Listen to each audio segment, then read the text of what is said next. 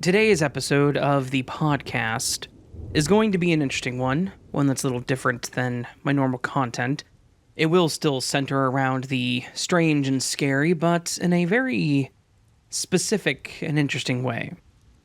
So, join me and my friend Tom as today we dive into some supernatural legends of Japan.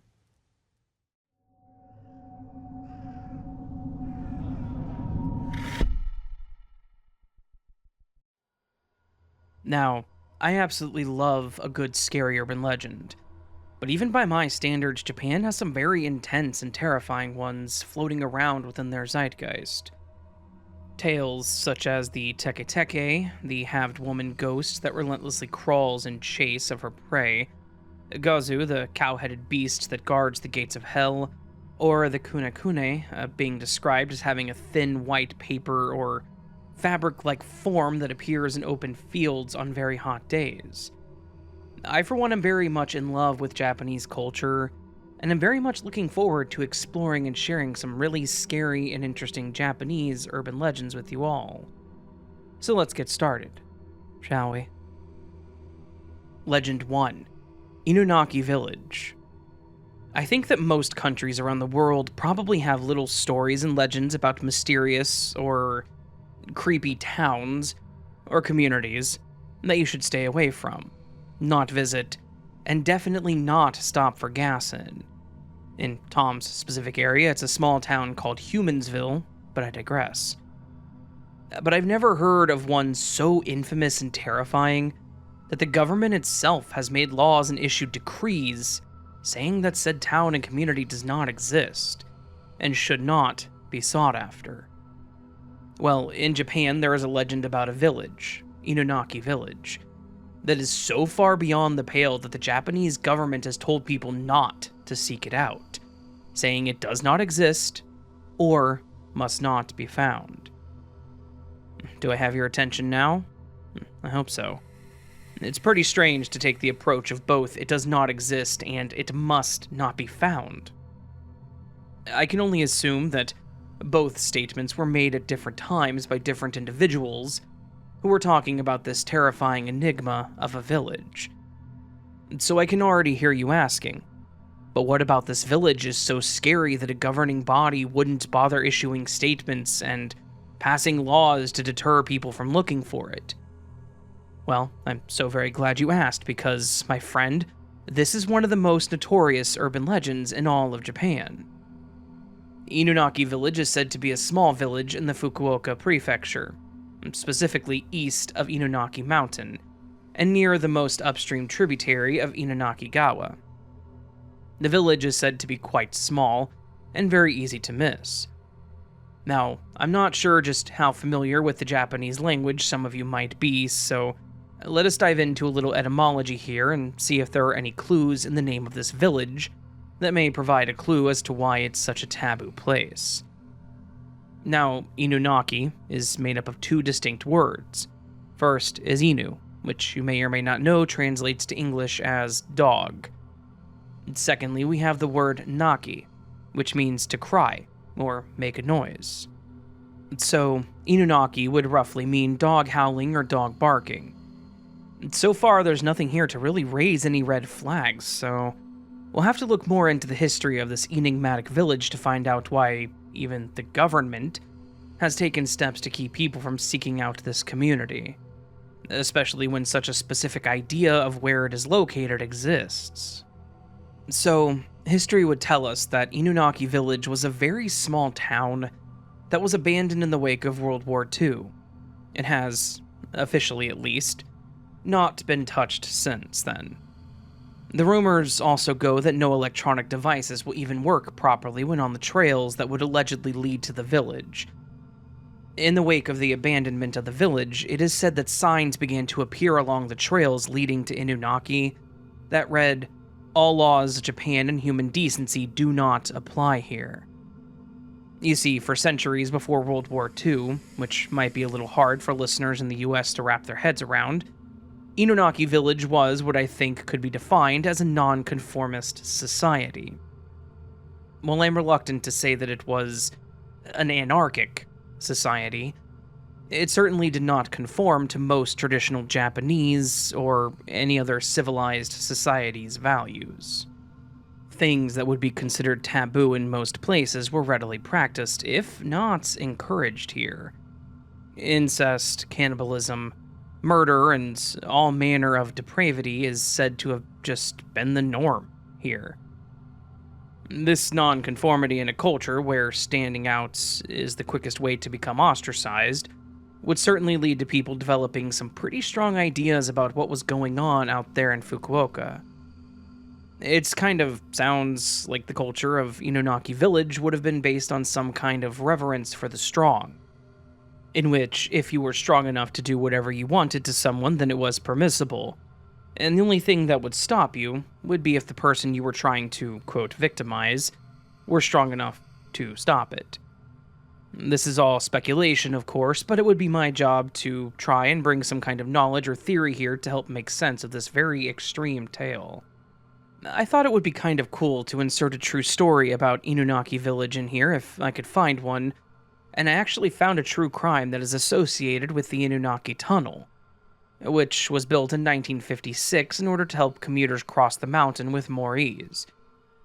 In 1988, 5 men attacked, abducted, and tortured a factory worker and actually set him on fire, burning him alive.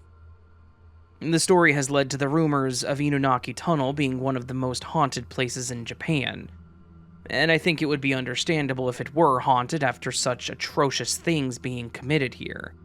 I also feel it's worthwhile to mention that a real place called Inunakidani did exist from 1691 until 1889, when it was integrated with another village and ultimately formed the city of Miyazaki. The original site of Inunakidani was flooded in 1986 when the Inunaki Dam was constructed, and its populace was relocated to a village named Wakita.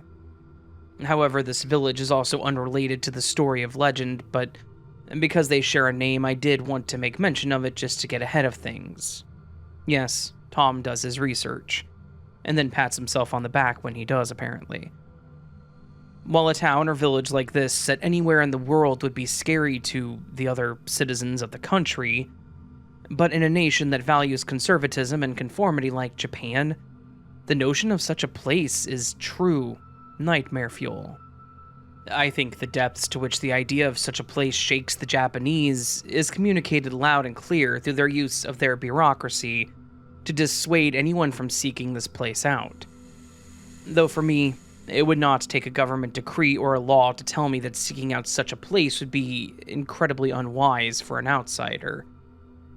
For in a village where such taboo things are wholeheartedly embraced, it would not be a stretch to assume that this town would value its secrets, and that any incursion by outsiders would not be welcomed by the inhabitants of such a wild and untamed village, such as Inunaki.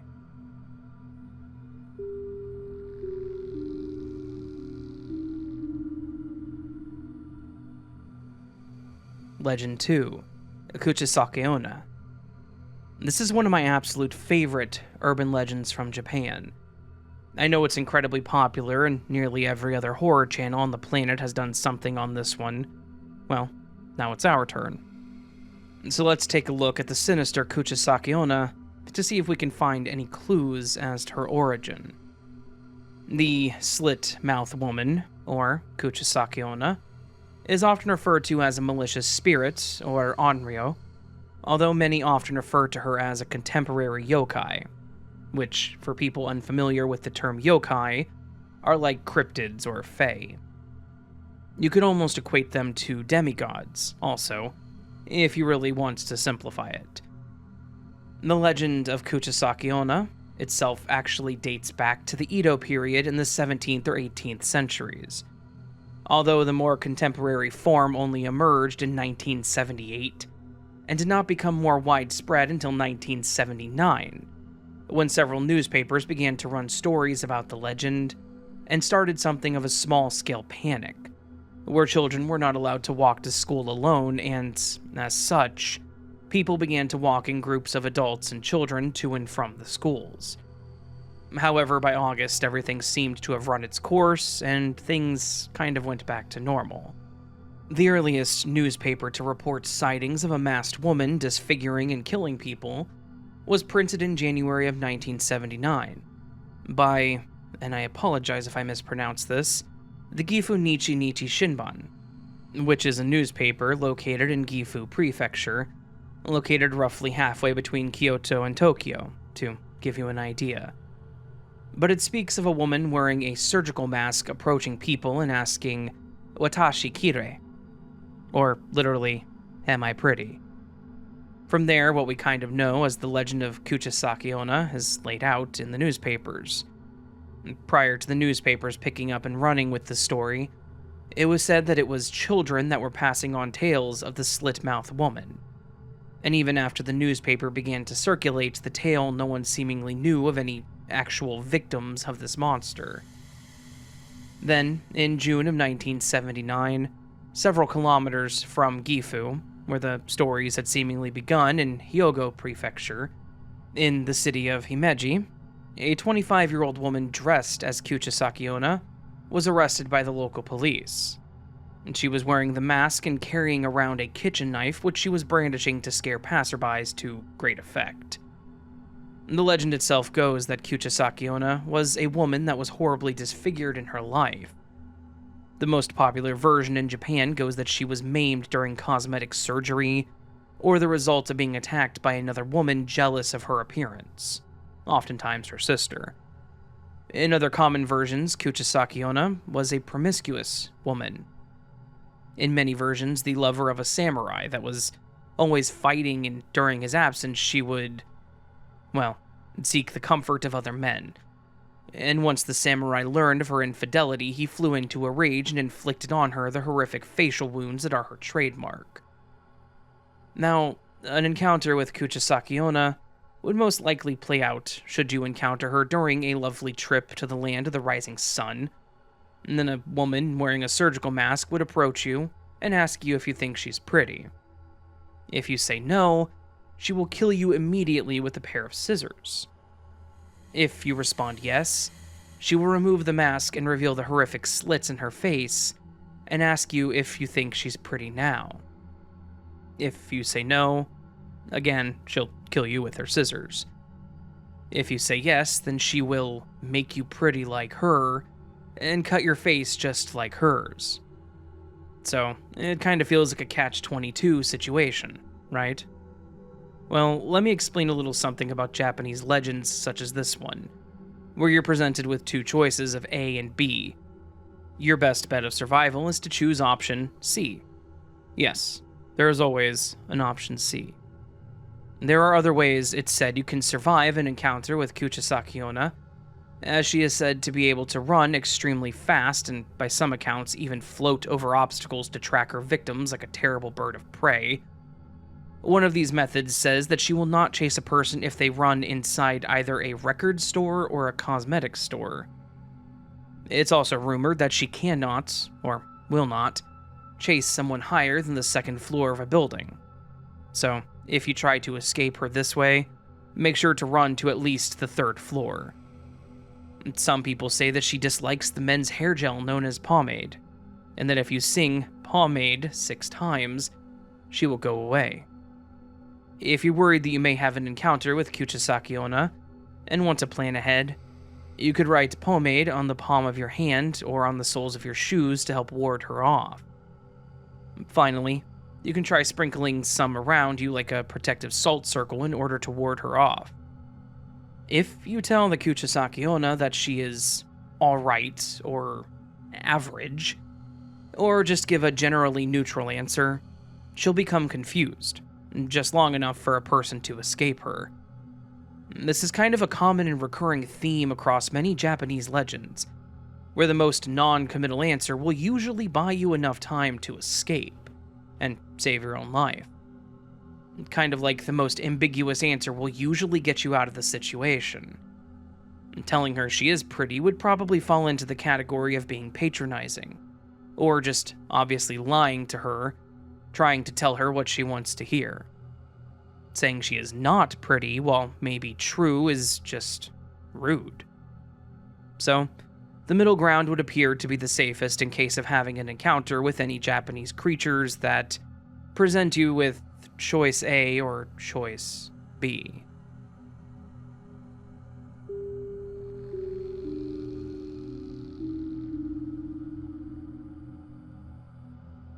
Legend 3. Onna. A kind of disturbing undead yokai that I found while looking into another yokai that was originally going to be here, and since there were already 2 other Onnas on this list, I figured in for a yen. Clever. And so the other act got bumped, and in its place I give you the Bone Woman. Let's see what makes this yokai so terrifying. So, this one gets a little spicy as far as urban legends go, and let's face it, that's just going to make it a bit more enjoyable. The story of Onna dates pretty far back to 1666, to a story known as Botandoro, or the Peony Lantern, in a collection known as Otagi Boko, written by Asai Ryoi. And in this tale, it speaks of a man named Onewara Shinojo who meets a beautiful young woman named Yako, who carries with her a shochin, or lantern. This lantern is adorned with botan flowers. The pair become entangled every night. At some point, one of Onewara's neighbors, an elderly woman, catches sight of the pair, and what she sees is truly terrifying. She does not see the beautiful young Yako that Onewara seems to perceive. What she sees is in fact Onewara cavorting with a decrepit skeleton. This story would appear to be kind of a more updated and slightly moral-free take on a much older Chinese tale, Jianding Xinhua, circa 1378 by Q.U. I hope I said that right. Well, I'm not exactly sure what that would mean, as I'm not terribly familiar with the work in question, and finding a translated version just did not make the to-do list on this one. Sorry, kind of a TLDR situation. And Onna does not refer to just one instance or story. There are, in fact, apparently numerous bone women with tragic backstories, such as the instance of Yako and Onewara. Yako was in fact the spirit of a beautiful young woman who had met a tragic fate at a young age, and had returned to the person she had once loved most during her time alive. There are several accounts of bone women returning to see their loved ones once more, oftentimes to maybe pick up a love affair where one had been tragically cut short. It also seems that for the most part, the loved ones in question cannot see the spirit for what it truly is, a yokai, the decrepit form of a long-dead loved one that has returned out of pure grief and regret, longing for more time in this world, more time with the person that they loved more than anything. A sympathetic tale, to be sure.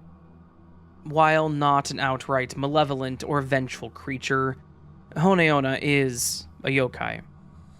While she is driven beyond death by the pure power of the love she once felt in life, and at night rises from her grave to wander to the home of her beloved, upon each visit, each coupling, Onna drains a bit more of her lover's life force, gradually draining both their constitution and even their very will to live. Without intervention, the lover will eventually succumb to death and forever join Onna in the afterlife. Many times, a friend or someone will see through the guise and warn Onna's lover, who will then likely be repulsed by the truth. Although completely unaware and accepting of the fact she is dead, Onna will continue to come to her lover's room every night. The house can be warded by charms to keep ghosts from entering, but such things only work as long as the master of the home wills them to.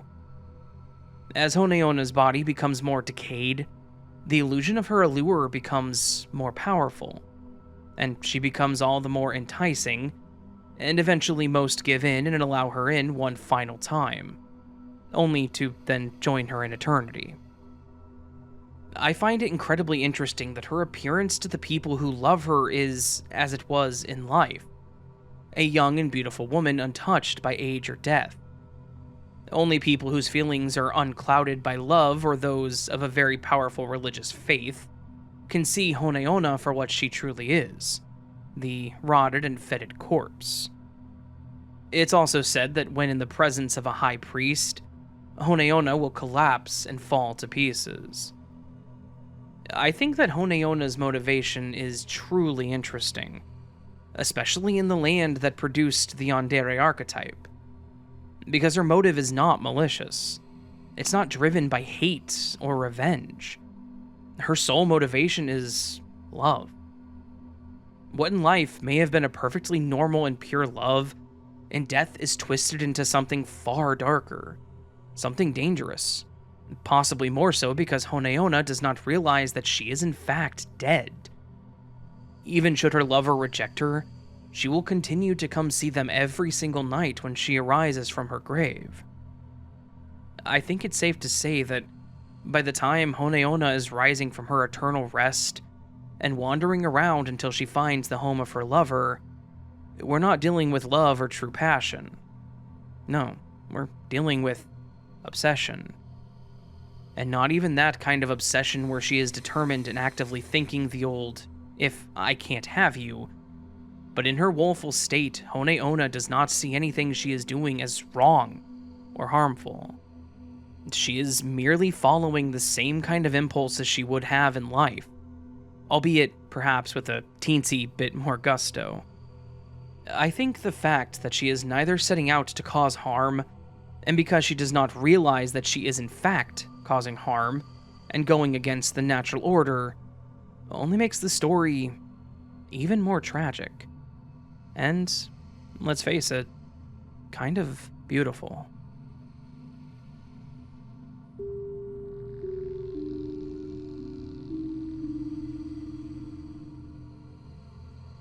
Legend 4, Yuki Onna. This wonderful yokai actually has a multitude of names that she is called by. Some of them kind of just depend on who is telling the story, and others are more of a regional thing. Let's start by listing out some of her aliases, shall we? She's known as Yuki Onna, Snow Woman, Yuki Onnago, Snow Girl, Yukihime, Snow Princess, Yuki Inessa, Snow Sis, Yuki Onba, Snow Granny. In Ahime, she is known as Yukinba, Snow Hag, and in Nagano, she is known as Yuki Firababa, Snowfall Granny or Snowfall Hag. If you kind of have a general feel for how the Japanese language works, then you probably have noticed throughout your exposure to their culture that they are anything but subtle when it comes to naming things. And most names are incredibly specific, if not a teensy bit on the nose. So the way in which they refer to Yuki Onna will actually tell you a lot about how they feel about this particular yokai. Now, I'm sure with that being said, a lot of you are going, hey, what does that even mean anyway? Well, I'm glad you asked, because it would be kind of insensitive of me to just assume that people listening will have absolutely any idea about Japanese language or culture. Lucky for you, that kind of explanation is exactly what I get paid the aggressively medium bucks to bring to your ears. Wow, thanks, Tom. So we're going to take a bit of a longer look at some of these names. I feel like by now you have picked up on the fact that the word Yuki means snow. And if not, well, then now I'm telling you. So the word snow is part of pretty much every name we have for her. Onna is a word for woman and is a pretty standard neutral and polite term. While on the next name we have for her, Onnago, is more for addressing a younger woman. And to use it appropriately without offering too much insult, it would probably be applied in reference to a girl of about 13 years old or younger. And calling a young lady older than that, Onnago, would probably be seen as condescending. Hime is the Japanese word for princess, and while this term could be used in a sarcastic or condescending way, usually when someone is being referred to by it, there's a certain level of respect being conveyed. Inessa is the first one we hit that is a term that would be used in a more familiar way and means sister, or just sis, and would really only be used very casually when talking to or about someone you are very close to. And from there on, the list of names starts to get a bit more disrespectful and distasteful, with the words for granny or hag starting to show up more. Yuki Onna is another one of those very, very old Japanese tales, with one of the earliest mentions of her coming from the Muromachi period, Renga poet named Sogi. In his work, Sogi Shokaku Monogatari, he writes about how he had seen a Yuki Onna when he was visiting Echigo Province, a modern-day Niigata prefecture, which tells us that the story about Yuki Onna existed as far back as the Muromachi period, which ran from 1336 to 1573, when the Ashikaga shoguns were officially deposed. But that's another write-up for another podcast. Yuki Onna dwells in the snowy mountainous regions of the Japanese Alps, and they spend their existence hunting humans. While the Yuki Onna can eat normal food, their true source of sustenance comes from feeding upon the life energy of human beings, as with an overwhelming number of yokai. There's really not one singular spot or entity associated with Yuki Onna, as they've been spotted a lot in Niigata, but also in Yamagata. So either one entity is very well traveled, or there would seem to be more than one Yuki Onna, much as with Hone Onna. I can't really say there is a particular story or legend about Yuki Onna, because there's not one, so much as a series of them. As I mentioned at the beginning, there are stories about snow women going as far back as the 1300s. I think this would certainly lend a kind of credence to the notion that perhaps there's more like a species of Yuki Onna, as opposed to a singular entity. But we're going to go ahead and have a look at some of these stories, since that is most definitely what we all came here to do. In Ojiya, Niigata Prefecture, there are tales of a beautiful woman who came to visit a man who lived there and became his wife. The woman exhibited a reluctance to bathe, and when she was made to go into the bath, she vanished, leaving only a few floating icicles in her wake. While in Kaminoyama, Yamagata Prefecture, there is a story about a Yuki Onna that came to visit an elderly couple one snowy night to warm herself by the Arori. Late in the night, when she made to leave, the old man grabbed her wrist to stop her, and found her to be unnaturally cold to the touch. Before his eyes, the woman turned into a swirling snow cloud and vanished up the chimney. Meanwhile, in Ayamori and in Yamagata Prefecture, there is the tale of Yuki Onna in a blizzard holding an infant, Yukinko, and asking passerbys to hug the infant. Those who refuse will be shoved into a snowy valley, but those that say yes and take the child into their arms will find the infant growing heavier and heavier until they are buried alive in the snow. It's rumored that anyone who can handle the ever-increasing weight of Yukinko will be blessed with tremendous strength. There are a few other stories from other specific regions of Japan, but from here on they are all more similar, with the most notable difference being the name of the region, and possibly the particular name given to Yuki Onna. But then, that might also be near the top of the list of interesting things about Yuki Onna: the consistencies in the stories. From Ayamori Prefecture in the farthest northern regions of Honshu, nearly to Hokkaido down into the Fukushima Prefecture, all tell of the snow woman and their hunger for the life essence of humans.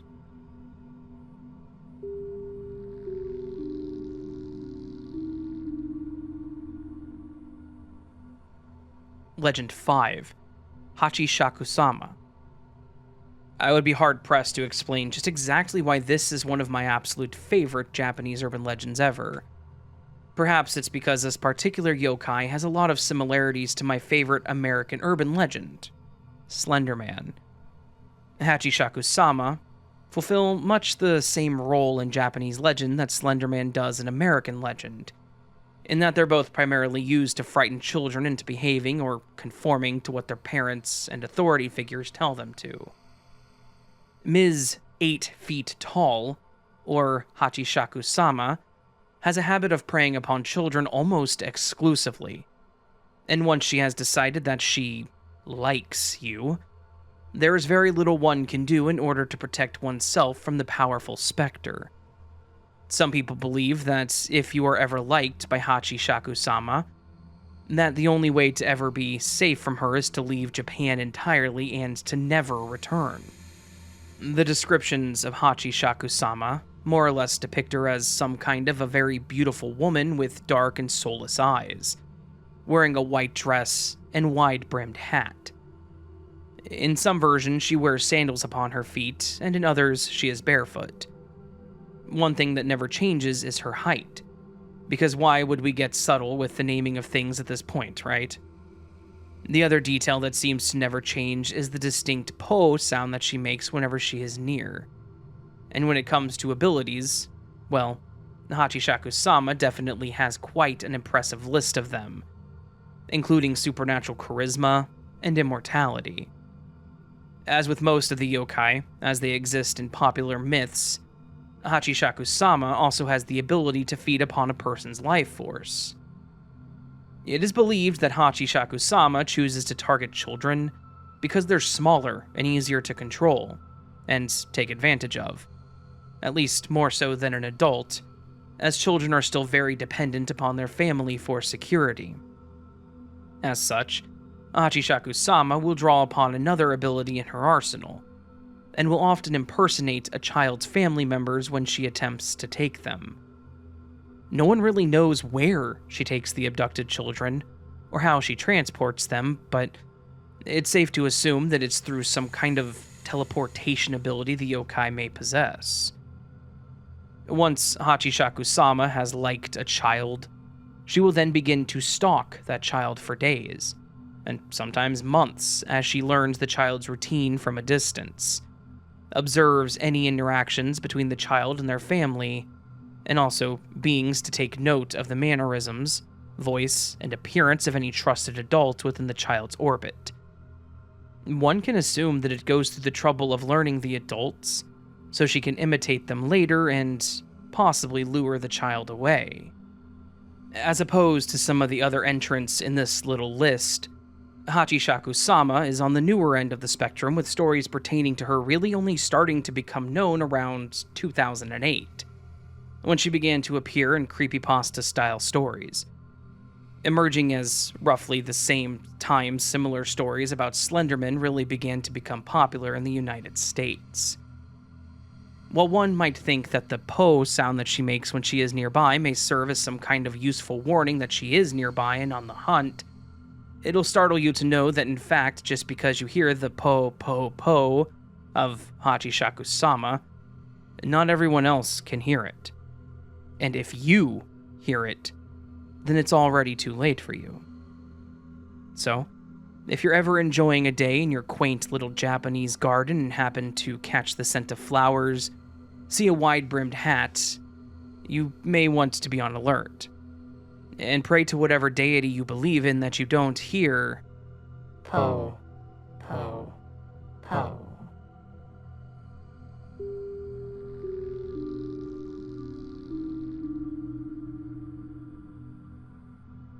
Legend 6, Satoru-Kun. In life, we all have some very pressing questions we wish we had some all-knowing being to provide us with the answers to. Well, what if I told you that there is such a being and that getting your answers were possible? Yes, as with so much in Japan, they have a yokai for that. The being in question is known as Satoru-Kun, and the ritual in order to summon Satoru-Kun is quite simple. There's a very good chance that you already have all you need, and right in your hand, no less. And that's right, my friends, all you need in order to reach out to Satoru-Kun is a phone. Any phone will do, really. A smartphone, payphone, old-school rotary phone. And Satoru-Kun does not much care what kind of phone you use as long as you reach out. And Satoru-Kun is considered to be all-knowing, but also quite malevolent, and will answer any question you might have if you just follow a few simple rules, and then surely nothing bad will happen, right? So, once you have your phone, all you have to do is call your own number and then repeat the chant, Satoru-Kun, Satoru-Kun, please come here. Satoru-Kun, Satoru-Kun, please show yourself. Satoru-Kun, Satoru-Kun, please answer me if you're there. That being done, hang up your phone and wait for 24 hours, when you will receive a call with a deep voice saying, "I'm getting closer to you." For the next week, you will receive this message. On the 7th day, you will receive a call that says, "I am right behind you." You will then feel the presence of a foreboding form behind you and feel him breathing on your neck. Do not turn around. Do not hesitate too long asking your question, and do not touch him. If you do any of these things, then Satoru-Kun will kill you and drag you to hell, naturally. They say that the yokai known as Satoru-Kun appears as a very young boy that possesses omniscience beyond his apparent years, and is therefore capable of answering any question, and doing so truthfully. I've not been able to find any references to Satoru-Kun ever being deceitful, but given some of the yokai we've learned about today, I would probably be a little suspect about any answer Satoru-Kun gave me, especially if it seemed a little too good to be true.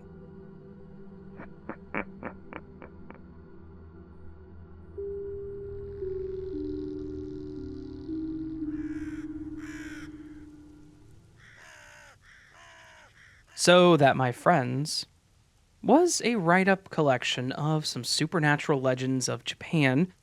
A little heavy on the yokai side, but it makes a lot of sense because a lot of the supernatural legends of Japan are in fact yokai.